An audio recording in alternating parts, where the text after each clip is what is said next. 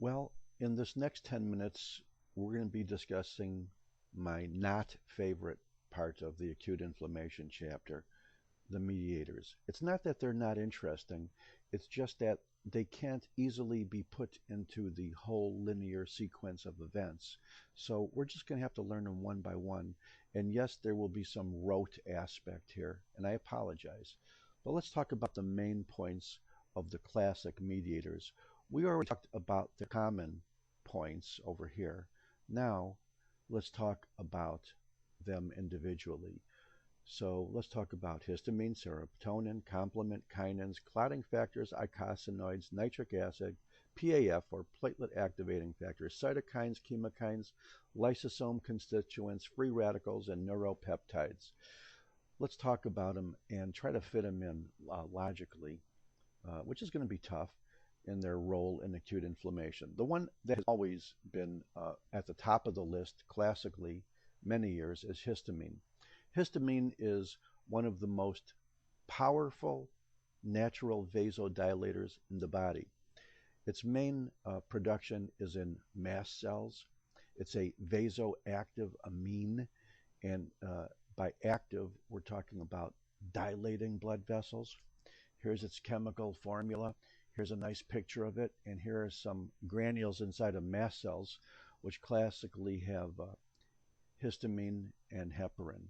Some people say serotonin, but that's debatable. Probably in rats, but probably not in humans. Histamine is the main substance to cause the early vascular effects of acute inflammation. The whole science of combating this natural process is called the pharmacology of antihistamines. Why we want to counteract what God gave us and took us millions or billions of years to develop, I don't know. But histamine is the main thing to cause vasodilatation. Serotonin is sometimes said is also in mast cells, but the main source of it is from platelets and enterochromaffin cells. It's also called 5-hydroxytryptamine, and here's its picture, and here's its three-dimensional thing. And it's also a vasodilator,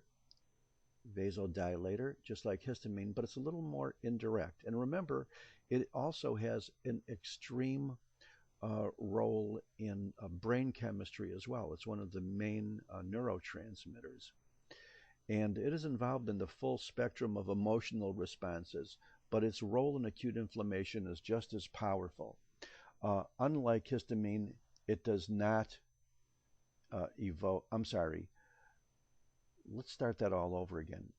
Serotonin evokes nitric oxide synthetase, which is another reason, or the main reason, why it's a vasodilator as well, because nitric oxide is a powerful vasodilator, and the thing that triggers that off is serotonin. The complement system, which is a cascade of a whole wide variety of circulating plasma proteins. There's at least 20 of them. They all have names and numbers and letters, but they all fit into this acute inflammatory scheme.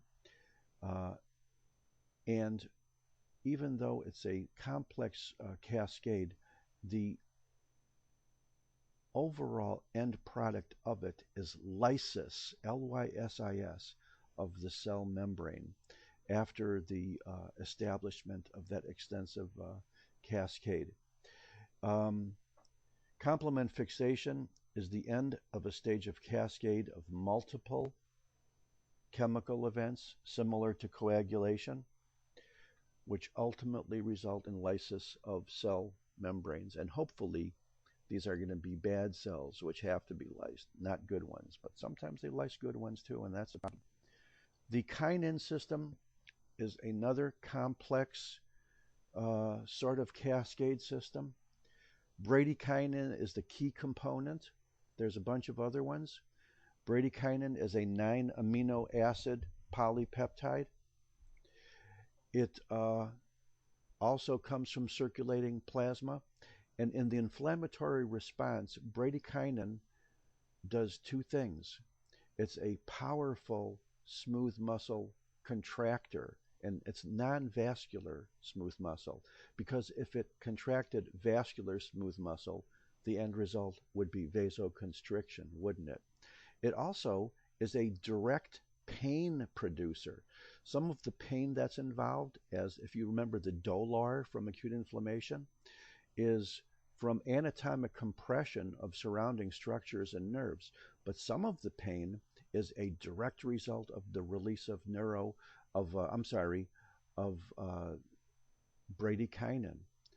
So bradykinin, if you want to read Wikipedia, it's a potent endothelium-dependent vasodilator. It causes contraction of non-vascular smooth muscle and increases vascular permeability and also causes pain. You cannot talk about the acute inflammatory process without tying it into the coagulation process. They're all linked together. So, clotting factors from coagulation are also circulating plasma proteins. They result in coagulation of blood, and they also result in the lysis of fibrin clot or fibrinolysis. And that is also tied in with acute inflammation as well. I wish I had the time to do it, but even if I did, I don't know the entire process. If you want to have a headache, you might want to see my worst kind of PowerPoint slide. Once again, you may have seen this a million times. We're talking about the intrinsic pathway here and the extrinsic pathway. The extrinsic pathway being triggered off by tissue factor or trauma, whereas the intrinsic pathway starts off with a damaged surface, activating factor 12 into factor 12A. Here's your cascade from the left. Here's your cascade from the right.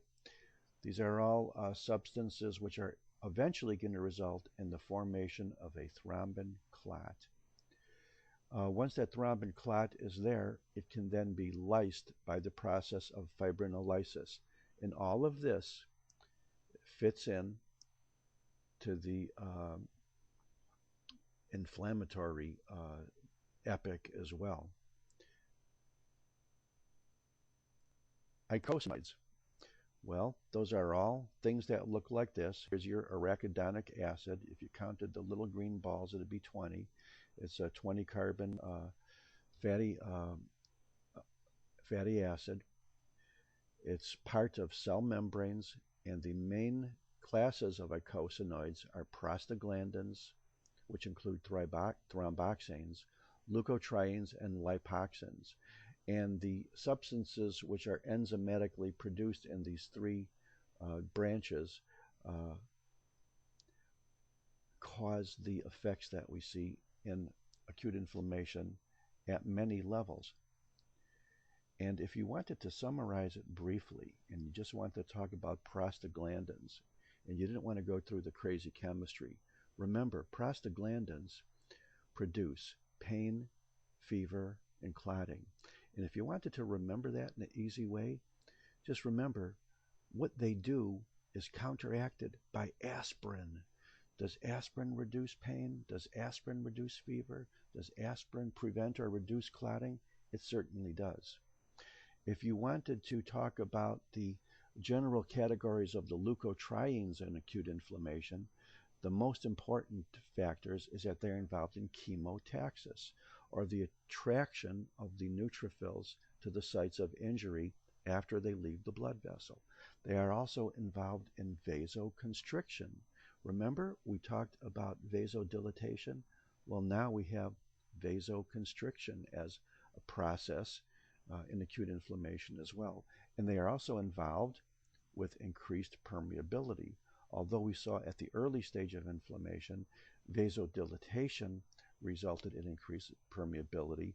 With leukotrienes, you have vasoconstriction and increased permeability. And the third class of arachidonic acid derivatives, or leukotrienes, is what we call lipoxins. Lipoxins are very easy to remember because they counteract the leukotrienes. So look, everything the leukotrienes do, the lipoxins undo. So let's stop here because we have to, and we'll get into it a few more later. Thank you very much.